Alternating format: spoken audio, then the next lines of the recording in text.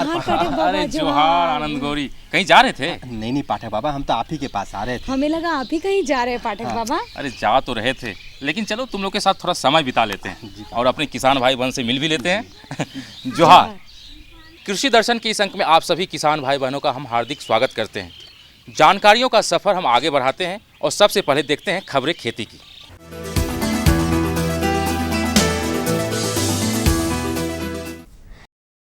नमस्कार, कृषि समाचार में आपका स्वागत है। मैं हूं अरविंदर सिंह देओल। आइए देखते हैं आज कृषि समाचार में क्या है खास।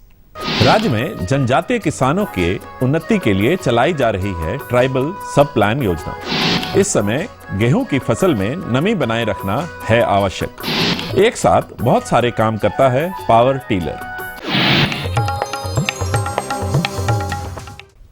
राज्य में कृषि विकास से संबंधित बहुत सारी योजनाओं के साथ राज्य के किसानों के आर्थिक उन्नति के लिए भी योजनाएं चलाई जाती हैं। इन्हीं योजनाओं में से एक प्रमुख योजना है ट्राइबल सब प्लान योजना। ट्राइबल सब प्लान योजना राज्य में विशेषकर आदिवासी बहुल क्षेत्रों में चलाई जा रही है। राज्य के जनजातीय किसानों की आर्थिक उन्नति के लिए इस योजना को बहुत ही महत्वपूर्ण माना जा रहा है। इस योजना के अंतर्गत जनजातीय श्रेणी के कृषकों को कई तरह के कृषि कार्यों से संबंधित जैसे केचुआ खाद निर्माण, मधुमक्खी पालन, मुर्गी पालन, बकरी पालन इत्यादि का प्रशिक्षण दिया जा रहा है। इस योजना से राज्य के आदिवासी बहुल क्षेत्रों के किसान लाभान्वित हो रहे हैं। किसान भाइयों, जिस प्रकार गर्मी का मौसम धीरे धीरे बढ़ रहा है, उसी के अनुसार हमें अपने खेतों में कृषि कार्य भी करने होंगे।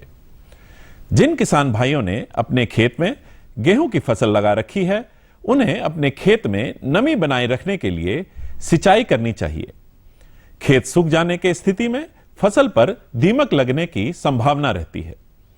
यदि आपके गेहूं के फसल में दीमक का प्रकोप हो रहा है तो कैसे उससे निपटें, बता रहे हैं हमारे कृषि विशेषज्ञ। अगर आपका गेहूं का फसल लगा हुआ हो तो अभी आपको सिंचाई की ज़रूरत होगा, क्योंकि अभी मौसम का गर्म हो रहा है तो बार बार सिंचाई करने की ज़रूरत होगा। तो आपका नमी को देखते हुए सिंचाई कीजिएगा। और अगर क्योंकि नमी होने से आपका वहाँ पे हल्का नमी होने से आपको दीमक का प्रकोप हो जाता है, इसलिए वहाँ पे आपको क्लोरपाइरीफॉस दवा 2 ml प्रति लीटर पानी में मिला के वहाँ पर छिड़काव करना।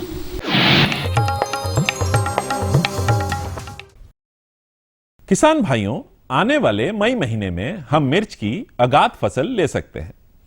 मिर्च की अगाध फसल से बेहतर उत्पादन प्राप्त करने के लिए पूसा सदाबहार एवं पूसा ज्वाला नामक उन्नत प्रभेदों का लगाना अच्छा रहेगा। मिर्च के उन्नत प्रभेदों में पूसा सदाबहार और पूसा ज्वाला अच्छी मानी जाती है।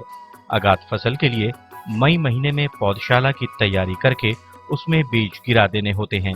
प्रति हेक्टेयर भूमि के लिए 500 से 600 ग्राम बीज पर्याप्त होता है। पौधा तैयार होने के पश्चात जून महीने में खेतों में इसकी रोपाई कर तथा उचित कृषि कार्यों को करके लगभग 80 से 100 क्विंटल मिर्च की हरी फलियां प्राप्त की जा सकती हैं।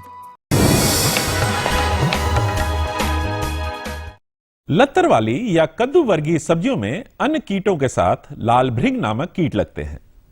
लाल भृंग कीट के शिशु फसल की पत्तियों को खा जाते हैं, जिससे पौधों को काफी नुकसान होता है और फलन अच्छी तरह नहीं हो पाता। इस कीट का नियंत्रण कैसे करें, आइए जानते हैं हमारे कृषि विशेषज्ञ से। अभी किसान भाइयों, लत्तेदार कद्दू वर्गीय सब्जी आपके खेत में होगा, उसमें आपका लाल भृंग करके कीड़ा आता है, जिसके लिए आप लोग मालाथियन डस्ट धूल के रूप में रहता है, इसका 2 ग्राम 1 लीटर पानी मिलाकर इसका छिड़काव करें तो आपका लाल भृंग से निजात मिलेगा।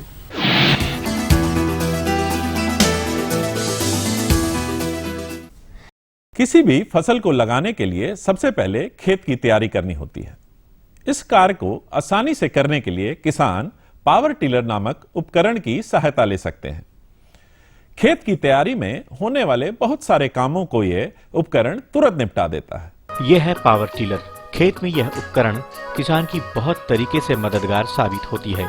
इस उपकरण द्वारा खेत की जुताई, ढुलाई, ढेला फोड़ना जैसे कामों को आसानी से किया जाता है। पावर टिलर की मदद से एक दिन में लगभग 6 एकड़ भूमि को बुआई के लिए तैयार किया जा सकता है।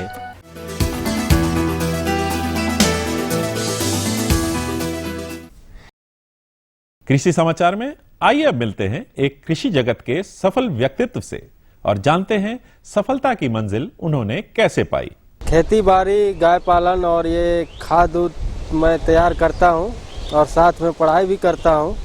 ये खाद उत्पादन करने से मतलब अच्छा आमदनी भी हो जाती है, प्लस खेती में खर्चा कम में बढ़िया उत्पादन हो जाता है।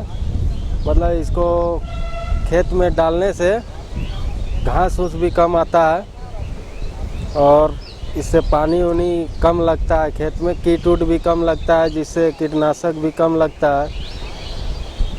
तो मतलब कम पूंजी में बढ़िया आमदनी हो जाती है इसमें। और अब एक नजर राज्य के कुछ प्रमुख शहरों के मौसम के मिजाज पर। आज राज्य के कुछ प्रमुख शहरों के तापमान इस प्रकार दर्ज किए गए। रांची अधिकतम 36 डिग्री सेल्सियस और न्यूनतम 24 डिग्री सेल्सियस। देवघर अधिकतम 39 डिग्री सेल्सियस और न्यूनतम 24 डिग्री सेल्सियस। गोड्डा अधिकतम 40 डिग्री सेल्सियस और न्यूनतम 26 डिग्री सेल्सियस। कोडरमा अधिकतम 38 डिग्री सेल्सियस और न्यूनतम 25 डिग्री सेल्सियस। चाईबासा अधिकतम 38 डिग्री सेल्सियस और न्यूनतम 25 डिग्री सेल्सियस। और हजारीबाग का तापमान अधिकतम 37 डिग्री सेल्सियस और न्यूनतम 24 डिग्री सेल्सियस रहा।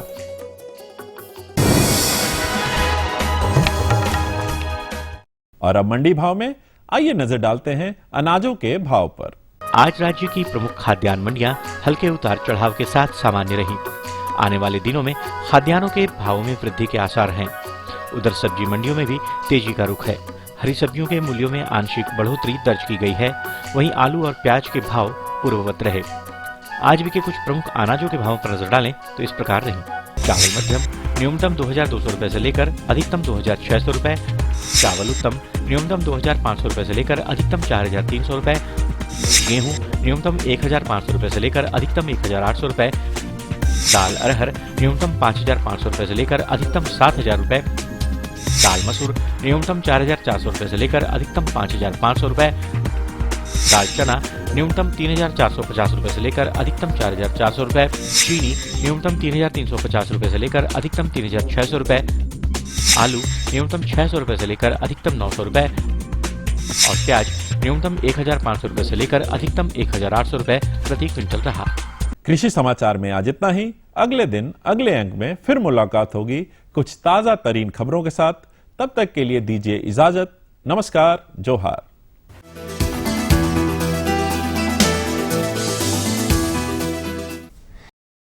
खबरें खेती के अंतर्गत आपने देखा मंडी भाव, मौसम का हाल भी जाना, साथ में कृषि की नई तकनीक और उपकरण की भी जानकारियां आपको मिली। लेकिन फिलहाल वक्त हो चला है एक कृषिमय विराम का। तो आप देखिए ये संदेश। ये लो और बताओ। बस। अरे ये क्या भैया जी, बस इतनी सी रासायनिक खाद? किसानी छोड़ रहे हो क्या? किसानी नहीं, नादानी छोड़ रहे हैं। मिट्टी की जांच कराई है। अब तो लालाजी जितनी जरूरत है उतने ही उर्वरक खेत में डालेंगे। हाँ, किसान भाई आज ही अपने जिले की नजदीकी भूमि परीक्षण प्रयोगशाला में मिट्टी की जांच जरूर करवाएं और मिट्टी में पोषक तत्व, नमी व पौधे के विकास को देखते हुए केवल जरूरत के अनुसार ही पोषक तत्व डालें। और हाँ, मिट्टी में गंधक, जस्ता, बोरोन जैसे सूक्ष्म पोषक तत्वों का पता लगाना भी न भूलें। उर्वरक और जैविक खाद के सही उपयोग से भूमि का उपजाऊपन बनाए रखें, उत्पादकता बढ़ाएं, खर्चा घटाएं और बहुमूल्य विदेशी मुद्रा बचाने में भी सहयोग दें। और हाँ, धीमी गति से नाइट्रोजन उपलब्ध कराने वाले उर्वरकों जैसे नीम लेपित यूरिया को प्राथमिकता दें और यूरिया का पत्तों पर छिड़काव करें। अरे वाह, तू तो सचमुच समझदार हो गया रे। अधिक जानकारी के लिए संपर्क करें जिला कृषि अधिकारी या किसान कॉल सेंटर। विराम के बाद कृषि दर्शन के इस अंक में आप सभी किसान भाई बहनों का फिर से स्वागत है। हाँ तो आनंद, आज सबसे पहले कौन सवाल करेगा और किस तरह की जानकारियाँ चाहिए? पाठक बाबा, आज तो सबसे पहले हम प्रश्न करेंगे। हाँ भाई, पूछो पूछो। हमारा प्रश्न है किसानों के द्वारा बीज उत्पादन के बारे में। ये तो बहुत ही अच्छा प्रश्न है। किसानों के द्वारा बीज उत्पादन कैसे हो, इस संबंध में विस्तार से जानकारी दिलवाते हैं अपने विशेषज्ञ डॉक्टर प्रमोद कुमार जी से, और जिनसे बातचीत कर रहे हैं हमारे सहयोगी भानु घोष। झारखंड में धान की खेती बहुत अधिक पैमाने में होती है और यहाँ की जलवायु धान की खेती के लिए अनुकूल मानी जाती है, किसानों की जागरूकता के लिए सरकार द्वारा समय समय पर बहुत सी योजनाएं चलाई जाती हैं, जिससे जानकारी प्राप्त कर किसान अपनी फसलों की वैज्ञानिक तरीके से खेती कर कम समय में ज़्यादा से ज़्यादा उत्पादन प्राप्त कर पाते हैं। अगर प्राथमिकता की बात करें तो बीज उत्पादन सबसे महत्वपूर्ण प्रक्रिया है, जिससे हमारे फसलों का भविष्य निर्धारण होता है और उन्नत प्रभेदों की जानकारी से हम प्रमाणित बीज तैयार कर पाते हैं। झारखंड में धान के बीज का उत्पादन सामान्य तरीके से ही किया जाता है। इसके लिए किसानों को अपना एक समूह या समिति बना लेना चाहिए और सरकार द्वारा चलाई जा रही बहुत सी सरकारी संस्था से ही बीज प्राप्त करना चाहिए। आधार बीज का प्रयोग कर किसान धान बीज को प्रमाणित कर लेते हैं। बिचड़ा तैयार करने के 25 से 1 महीने के बाद रोपाई के लिए तैयार कर लेना चाहिए। बीजों में धान के साथ साथ खरपतवार भी होते हैं। खरपतवार नियंत्रण के लिए निकाई गुड़ाई का इस्तेमाल करना लाभदायक होता है। वैज्ञानिक पद्धति ऑफ टाइप प्लांट, जो कि दूसरे पौधे होते हैं, उसको खेत से उखाड़कर फेंक देना चाहिए। बीज उत्पादन के लिए किसान भाई समूह बना लें। गांव में से कृषि बीज ग्राम की स्थापना होती है, तो समिति बना करके लोग बीज उत्पादन कर सकते हैं। तो ये इसमें जो है आपका जो उन्नतशील किस्में हैं उसी का केवल बीज उत्पादन हो सकता है। और इसमें हाइब्रिड का बीज उत्पादन किसान के खेत में नहीं हो सकता। बीज उत्पादन के लिए जो है वो आधार बीज का इस्तेमाल होता है और उस आधार बीज को उगा करके और हम लोग प्रमाणित बीज का उत्पादन करते हैं।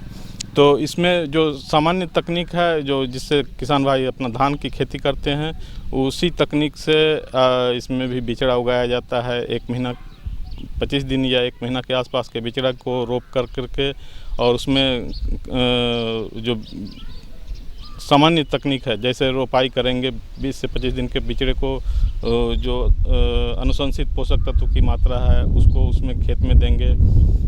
उसके बाद जो निराई गुड़ाई होता है वो निराई गुड़ाई भी इसमें या खरपतवार नियंत्रण वो किसान भाई करते हैं। इसमें कुछ तकनीकी बातें हैं, जैसे कि इसमें ऑफ टाइप प्लांट, जैसे दूसरे किस्म का अगर पौधा धान के खेत में है तो उसको उस खेत में नहीं रहने देना चाहिए। उस खेत से उसको उखाड़ करके अन्यत्र फेंक देना चाहिए। फसलों को स्वस्थ बनाए रखने के लिए बीजों को पृथक्करण विधि द्वारा 3 मीटर की दूरी पर लगाना चाहिए और अलग अलग किस्मों को एक साथ लगाना नहीं चाहिए। एक साथ बुआई करने से फसलों के बढ़वार में समस्या आती है। अलग अलग जैसे किस्में हैं किसान भाई अपने गाँव में उगा रहे हैं, तो अलग अलग किस्मों को एक साथ जो है वो नहीं लगाएं। एक साथ मतलब कि बगल के क्यारी में बगल के खेत में ना लगाएं। कम से कम जो धान है उसके केस में कम से कम आइसोलेशन जो पृथक्करण दूरी जो होता है वो कम से कम 3 मीटर होना चाहिए। ये चूँकि सेल्फ पॉलिनेटेड क्रॉप है तो इसमें 3 मीटर है। या अलग जो दूसरा फसल होता है जो क्रॉस पॉलिनेटेड पर परागन जिसको बोलते हैं, उस केस में जो दूरी पृथक्करण की दूरी होती है वो हम लोग ज़्यादा रखते हैं। संस्थान द्वारा उन्नत किस्मों के बीजों के चुनाव के समय हमें खरपतवार के बीजों को सावधानीपूर्वक अलग कर देना चाहिए। फिर बीजों को छाया में 30 से 70 डिग्री फ़ारेनहाइट तापमान में रखकर सुखाने से बीजों में होने वाले अंकुरण की समस्या खत्म हो जाती है। बीजों के नमूनों को प्रयोगशाला में भेजकर जांच कराने से बीजों के स्वास्थ्य के बारे में आसानी से जानकारी प्राप्त कर सकते हैं। बीज प्रमाणित होने के बाद बीज प्रमाण एजेंसी द्वारा किसानों को प्रमाण पत्र भी दिया जाता है। इन्हीं सब तकनीकों को अपनाकर हम उन्नत किस्म के धान बीज का उत्पादन कर अपने फसलों से ज़्यादा उत्पादन प्राप्त कर सकते हैं। आप जहां से आधार बीज खरीदे हैं उसका रसीद रखेंगे और उसको जो प्रोसेस है, ऑफिशियल प्रोसेस है, उसके लिए आप जो झारखंड राज्य बीज प्रमाणन एजेंसी है वहाँ पर आप इसका रजिस्ट्रेशन करवाएंगे।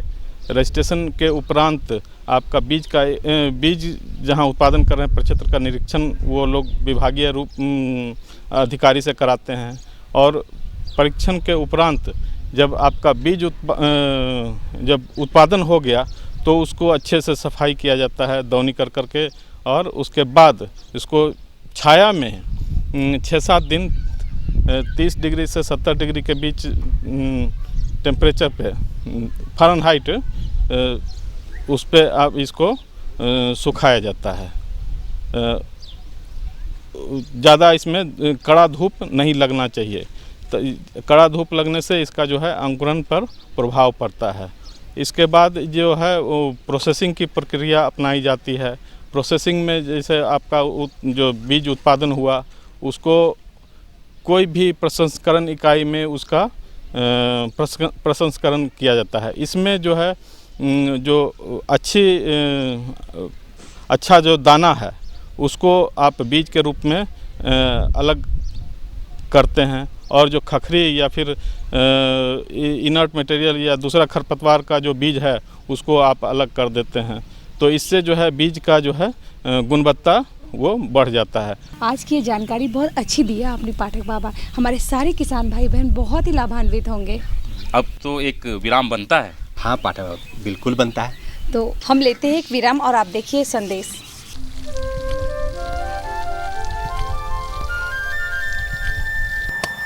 अरे भैया, इसकी क्या जरूरत? किसकी क्या जरूरत है? अरे मिलता तो है बाजार में। क्या मिलता है बाजार में? बुझो तो जाने। अरे बुझावन भैया, पहेलियाँ क्यों बुझा रहे हो? साफ साफ बताओ ना क्या बात है। अरे किसना, इनके कहने का मतलब है ना कि जब बाजार में रेडीमेड उर्वरक सुंदर सुंदर बोरा में बंद मिलता है तभी गोबर में लिसराने का क्या जरूरत है? हाँ, क्या फायदा? हमको बुड़बक समझे हो क्या? ज्यादा रासायनिक खाद का प्रयोग हमारे खेत को बंजर बना देता है, इसलिए हम अपने खेत में ज्यादा से ज्यादा जैविक खाद का प्रयोग करते हैं। आप भी अपने खेत में जैविक खाद का प्रयोग करें। का कृष्णा, कल काहे नहीं आए थे? काहे में मालिक? का है ढेर चर्बी चढ़ गया का? अरे कहा रे बल्लो, काहे डांट रहे हो? देखिए ना भैया, कृष्णा कल काम पर नहीं आया था। अरे तेरा बाप का खेत है, जब मन किया जब मन किया नहीं है। मालिक, बेटे को बुखार हो गया था मालिक, उसको दिखाने के लिए सरकारी अस्पताल ले गए थे मालिक, इसलिए नहीं आ सके मालिक। माफ कर दीजिए मालिक। माफ कर दीजिए मालिक, हम कुछ नहीं जानते हैं। तेरा पगार से पैसा कटेगा। बल्लो, काट लिया पैसा, चल।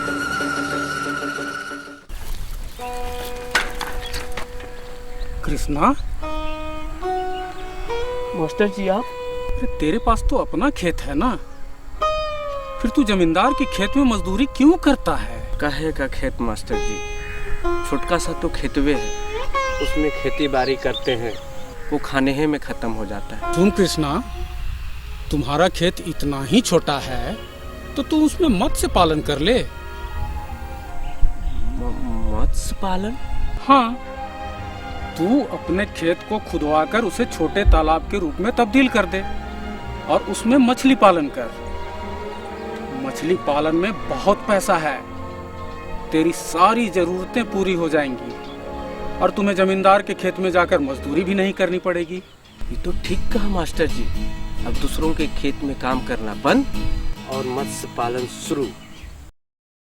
हाँ तो गौरी, तुम क्या जानना चाहती हो? हम जानना चाहते हैं पाठक बाबा कि गर्मी के मौसम में सब्जियों में होने वाले रोग और कीट प्रबंधन के बारे में। जो किसान भाई गर्मियों में सब्जी लगाते हैं उनमें लगने वाले कीट और उसके रोग प्रबंधन के बारे में।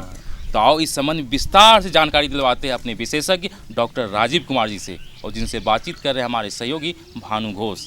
दर्शकों नमस्कार, कृषि दर्शन के इस कार्यक्रम में आपका स्वागत है। दर्शकों, आज हमने आपके लिए विषय रखा है झारखंड के परिवेश में गर्मी के मौसम में सब्जियों की देखभाल एवं उसमें रोग कीट प्रबंधन के बारे में, और इस विषय पर जानकारी देने के लिए आज हमारे साथ हैं डॉक्टर राजीव कुमार। आइए इनका स्वागत करते हैं। डॉक्टर साहब, आपका हमारे इस कार्यक्रम में स्वागत है। धन्यवाद और सभी किसान भाई को नमस्कार। डॉक्टर साहब, जैसा कि आज का विषय हमने लिया है गर्मी के मौसम में सब्जियों की देखभाल एवं रोग कीट प्रबंधन के बारे में, इस विषय पे आप हमारे किसान भाइयों को बताएं कि कैसे वो अपनी सब्जियों की देखभाल कर सके ताकि अधिक उत्पादन ले और रोग कीट का नियंत्रण कर सके। किसान भाइयों, अभी गर्मी का मौसम है और अधिकतर किसान जो है वो लत वाले सब्जी जैसे खीरा हो गया, नेनुआ लगाए होंगे, और इस सब्जी वाले फसल में शुरू से ही बीमारी और कीड़े का प्रकोप होते रहता है। अगर ध्यान से हम लोग देखें तो सब्जी लगाने के बाद अगर पानी की कमी हो जाती है तो नीचे से जो दीमक है उसका प्रकोप हो जाता है और उस सब्जी के जड़ को जो है नीचे से काट देता है और लत जो है आगे सूख जाता है। इसी स्थिति में किसान भाई लगाने के पूर्व भविष्य में जब भी लगाएंगे तो मिथाइल पाराथियोन का जो धूल आता है उसका व्यवहार करें। लेकिन जो किसान भाई इसका व्यवहार नहीं कर पाए हैं और अभी लगा चुके हैं, उन्हें सलाह दी जाती है कि क्लोरपाइरीफॉस जो तरल है उसका करीब 2 मिलीलीटर प्रति लीटर पानी के हिसाब से घोल बना करके और जो सब्जी लगाए हैं लत वाला उसके जड़ के पास में सिंचाई कर दें।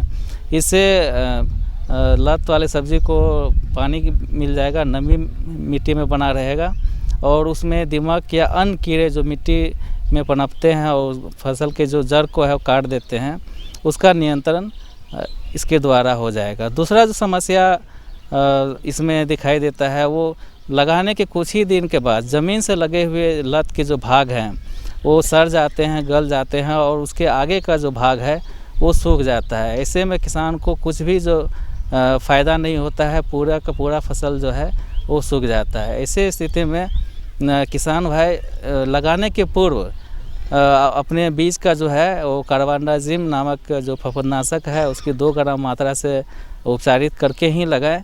लेकिन अगर नहीं उपचारित किए, अभी लगा दिए हैं, तो बचाव के रूप में इस दवाई का 1 ग्राम मात्रा प्रति लीटर पानी के हिसाब से मिला घोल बना करके जड़ वाले भाग में अवश्य डाल दें, ताकि जो ये सड़ने वाली जो फफूंद के चलते जो बीमारी है उसका प्रकोप जो है वो कम से कम हो सके।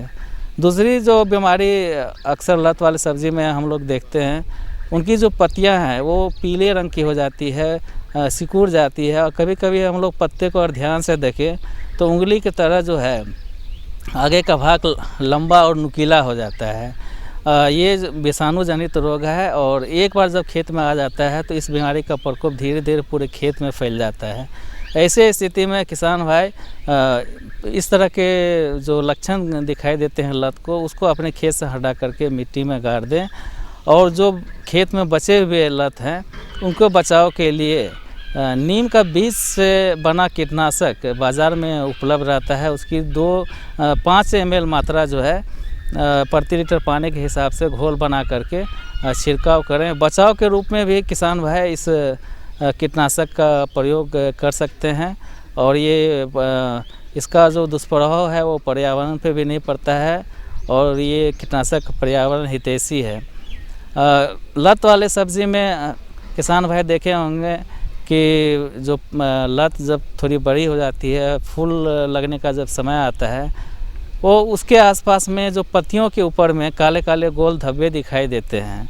अगर उसको हम थोड़ा एक पत्ते को तोड़ करके सूरज के तरफ अगर हम ध्यान से देखेंगे तो गोल गोल उसमें आकृति दिखाई देती है। अगर इसका प्रबंधन नहीं किया जाए तो पूरा का पूरा जो पत्ता और लत जो है वो झुलस जाता है और काले रंग का दिखाई देता है और उसमें जो भी फूल लगते हैं उसमें से फल जो है वो नहीं बन पाते हैं। इससे जो है किसानों को काफ़ी आर्थिक नुकसान होती है। इससे स्थिति में मैनकोजेब का जो दवाई है जो बाज़ार में डाइथेन M45 या अन्य जिसमें कि M45 लिखा दवा है उसकी 2 से 2.5 ग्राम मात्रा जो है प्रति लीटर के हिसाब से घोल बना करके हम लोग छिड़काव करते हैं। और ध्यान रहे कि एक बार छिड़काव कर देने से इस बीमारी का प्रकोप जो है कम जाता है, लेकिन फिर कुछ दिन के बाद पनपने की संभावना रहती है। ऐसे स्थिति में किसान भाई करीब 20-22 रोज़ के बाद पुनः जो है इस दवाई का छिड़काव कर दें। लत वाले सब्जी में जो डंठल होता है उसमें किसान भाई अगर ध्यान देंगे तो डंठल थोड़ा सा फट जाता है, वहाँ से गोंद के तरह जो है स्राव होता है। अगर उसको हम हाथ से ले करके छू कर देखेंगे तो लटलटा जैसा महसूस होता है और यह जो है काफ़ी ख़तरनाक बीमारी है, धीरे धीरे पूरे पौधे को ये नष्ट कर देता है। ऐसे स्थिति में पूर्व में ही अगर नहीं लगा है किसान भाई बचाव के रूप में कॉपर ऑक्सीक्लोराइड का जो फफूंदनाशक है बाज़ार में उपलब्ध है, इसका छिड़काव कर सकते हैं। अगर इसका प्रकोप हो गया तो अगर छोटे से ब्रांच में जो टहनी निकली रहती है उसमें अगर है तो उसको काट करके हटा देना चाहिए और इसका जो छिड़काव है तुरंत जो है खेत में करना चाहिए ताकि इसका फैलाव नहीं हो सके, क्योंकि ये धीरे धीरे जो फैलता है और पूरे फसल को जो है वो नुकसान कर देता है। अभी गर्मी के समय में किसान भाई बैगन का भी खेती कर रहे होंगे, बैगन लगाए भी होंगे, कुछ का बैगन फल भी रहा होगा। उनके खेत में भी इस तरह का सूखने का जो समस्या है बहुत देखा गया है। लेकिन किसान भाई उसी खेत में बार बार जो है वो बैगन का सब्जी जो है वो बिचड़ा लगा देते हैं। ऐसे स्थिति में किसान भाई को सलाह दी जाती है कि अगर उस खेत में बार बार बैगन की फसल लगा रहे हैं तो उस कुल का, उस परिवार का जो अन्य फसल है बैगन के साथ साथ आलू, मिर्च को जो है उस खेत में नहीं लगाएं और इन फसलों को कम से कम 3 साल खेत में नहीं लगाना चाहिए। दूसरा जो उपाय है वो जड़ सहित पौधे को उखाड़ करके देखें और उसमें देखें कि जड़ में कहीं गांठ तो नहीं है। अगर गांठ जैसी समस्या है तो दानेदार कीटनाशक जैसे कार्बोफ्यूरॉन 3G करके या 410G है, उसको बैगन लगाने के 8 से 10 दिन के बाद जब बैगन लग के उसका पौधा जो है सीधा हो जाता है, जड़ के बगल में डाल करके हल्का सा पानी से सिंचाई कर देते हैं ताकि वो मिट्टी में चले जाए। लेकिन फसल चक्र इसका बहुत ही कारगर उपाय है। बैगन सूखने की जो दूसरी जो सबसे बड़ी समस्या है उसमें देखेंगे कि जड़ जो है सूख जाता है। ऐसे स्थिति में किसान भाई को सलाह दी जाती है कि जो स्ट्रेप्टोसाइक्लिन नाम की दवाई बाज़ार में उपलब्ध है उसको 2 ग्राम प्रति 10 लीटर पानी के हिसाब से घोल बना करके अगर बैगन लगा दिए हैं तो उसे सिंचाई कर दें ताकि इस बीमारी का फैलाव जो है वो आगे नहीं है और उनके जो बैगन के पौधे हैं वो इस बीमारी के प्रकोप से बच सके। तो देखा किसान भाई, डॉक्टर साहब ने कितनी अच्छी जानकारी दी गर्मी में सब्जियों में लगने वाले रोग एवं कीट प्रबंधन के बारे में। डॉक्टर साहब आप हमारे इस कार्यक्रम में इसके लिए आपका बहुत बहुत धन्यवाद। धन्यवाद और नमस्कार। आशा करते हैं कि आज की इस जानकारी से हमारे किसान भाई बहन जरूर लाभान्वित होंगे। और किसान भाइयों, आप देखते रहे हमारा ये कृषि संबंधित कार्यक्रम और बढ़ाते रहे अपना ज्ञान। कृषि संबंधित किसी भी जानकारी के लिए आप हमें पत्र के माध्यम से भी संपर्क कर सकते हैं। और हमारा पता है कार्यक्रम कृषि दर्शन, कृषि प्रकोष्ठ द्वारा उप महानिदेशक दूरदर्शन केंद्र Ratu road Ranchi. Pin code संख्या है 834001। तो इसी के साथ दीजिए हमें इजाज़त। जोहार।